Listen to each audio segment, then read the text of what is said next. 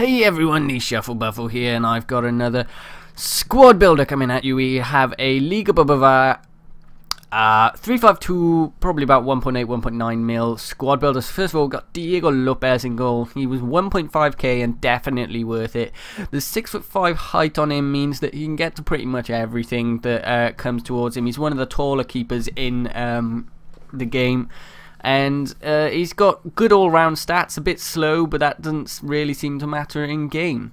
We got Pepe at right centre-back, 4.6k for him, and as usual in all of my teams, he was a rock. That 74 pace is enough to keep up with players. He's got tremendous strength on him, and the 84 defending and 82 heading is enough to deal with most players.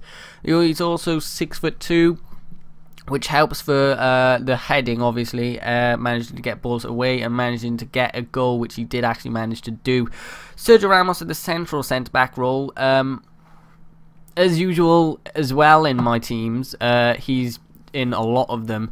The 79 pace is ridiculously overpowered. 88 heading means that he scores a lot from corners. 84 defending means that he's got good enough tackling to get the ball off of pretty much everyone. 72 dribbling is enough for a centre-back, and the 75 passing is also enough for the centre-back role.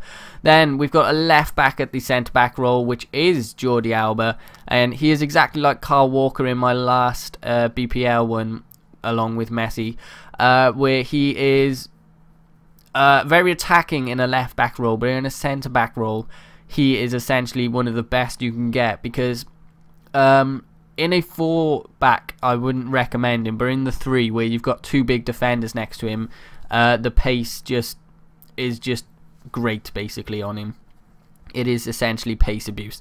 But anyway, we've got Xavi at the left defensive mid role, and he's always a good defensive mid. He's very small, which means he nips at people's feet. And he's got the passing to be able to unleash anyone forward if need be. We've got Inform Alonso at the right defensive mid spot, 114k for him, and I'd pay double that for him because he was tremendous. The 59 pace, it didn't even seem as if he was that slow, and he's just an amazing player all round. You notice that he is a centre mid rather than the centre defensive mid. It didn't seem to matter because of the players around him. He had full chemistry anyway. But it was essentially just so he'd be a bit more forward than Xavi. We've got Navas at the right mid spot, and his dribbling is amazing. 2.1k is by far enough for you to be able to buy him and make sure that that's a good, well, that's basically a good price for him. It's a really good price for him. He's got ridiculous pace on him, a great shot, and good passing as well. And here is the player which I didn't expect to show anyone up, but he did. Guardado is actually a tremendous player. I would definitely recommend him in any Liga BBVA or Mexican team, because 700 coins for him is just ridiculously good. He's got 88 pace, 85 dribbling, 73 shooting, 76 passing, but the dribbling seems a lot higher than that, and he just flies past everyone. We got Cesc Fabregas at the centre attacking mid role, 111k for him, and he's made to be a centre attacking mid. The pace obviously not the best, but for the positioning he's got, it doesn't really matter about the pace. The shooting is absolutely amazing on him.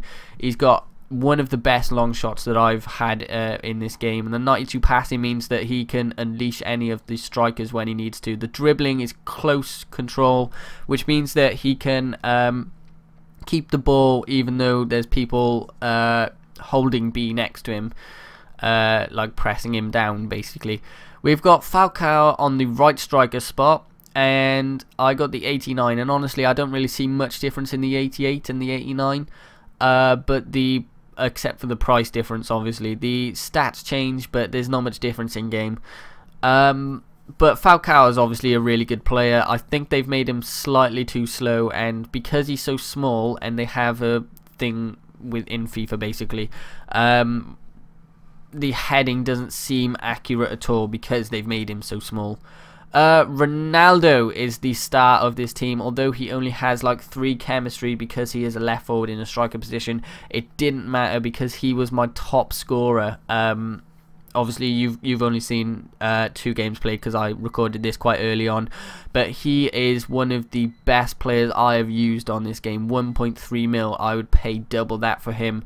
Not literally, because that is a lot of money, but he is definitely worth every penny. He is just literally the best player I have used on this. I think I would say he is the best. So you do only get 91 chemistry, but you can fix that by replacing Ronaldo and Jordi Alba. Obviously Alonso still gets 9 chemistry because of the players around him. So first of all, we kick it off with a Pepe header, and this particular game it came down to the set pieces where I got 2 headers basically. I'm sure you can all guess who the next one is, or at least I think I did. It might not have been. Either way, so this team is a really good team. I would recommend using it. Possibly replace Falcao, because although he finished a lot of the chances, it was essentially all Ronaldo. He didn't really seem to come out of anywhere and score by himself or get an assist off anyone else. It was just a clean-up job, so you could get anyone else instead of him, because essentially he seemed non-existent almost. But Ronaldo there, just showing how good he is, just managed to pick that up and smash it front post there. So yeah, this team is a very dominant team. Aerially, it's actually quite sound because of the centre-backs and Ronaldo. It's got a lot of pace in the wings, and obviously Ronaldo again. It's got great long shots on it, with Fabregas, Ronaldo, Falcao and Xavi Alonso. The keeper is basically good enough for the team. There's not many shots against the keeper, or at least it wasn't for me anyway. And essentially all around it's a great team. Guardado did happen to be one of my favourite players in this team though, which was kind of odd because he was, I think, the lowest rated except for maybe Jordi Alba. But he was one of my favourite players to play with. He has a lot of pace and dribbling to go with it, and he's got really close ball control unless you're running with it, which obviously is a problem because he has a lot of pace, which means you kind of need to run with it a lot. But either way, he is definitely one of my favourite players to play with on this. There, Falcao cleaning up after Ronaldo headed it down to him, and it's a nice finish, a nice control there from Falcao. But I think most of the work's done after the Ronaldo header down, and the quite mongoness of the centre back actually.